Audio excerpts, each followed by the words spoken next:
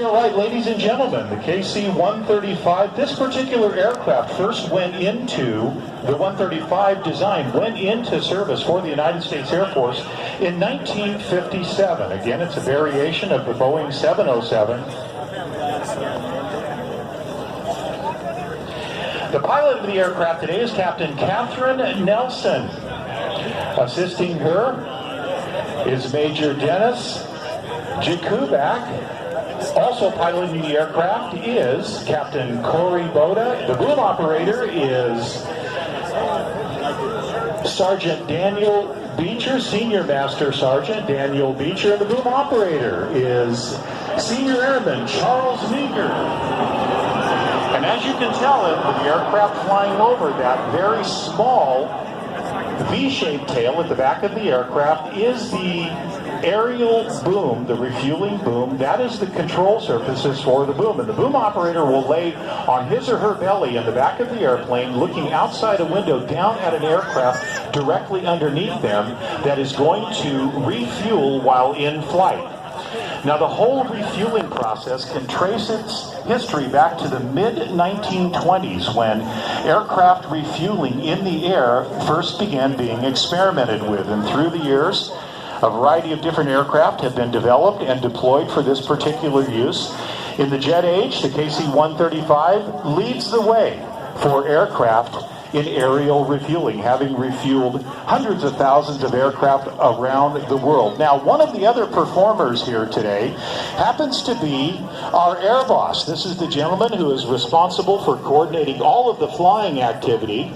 And ladies and gentlemen, how about a big round of applause for Todd Nash? He's up here with me right now. He is the aerial coordinator.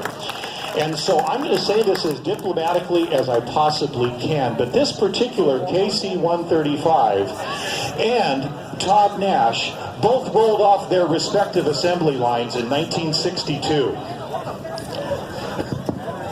Was that okay, Todd? Yeah, that's fair. Okay. You didn't tell them my age, thank you. I wasn't going to do that because I don't believe they need to know.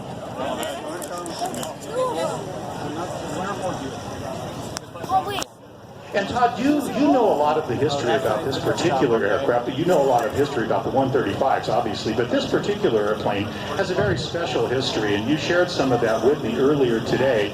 But how about joining with me and talking about that?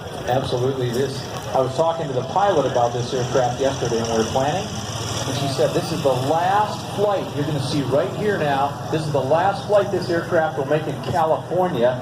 It's being turned over to the Air National Guard unit in Niagara Falls, New York. So this is the last time this airplane will see a California crowd.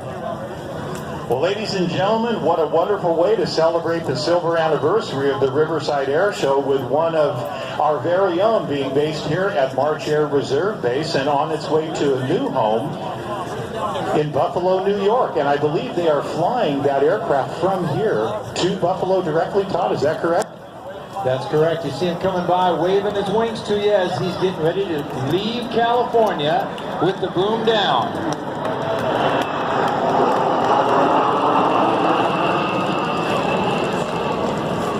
And that airplane is being jointly piloted now by our March Air Reserve Base aircraft commander and two pilots from the Air National Guard unit in Niagara Falls. They're doing their training en route to Niagara Falls right now as they leave this air show.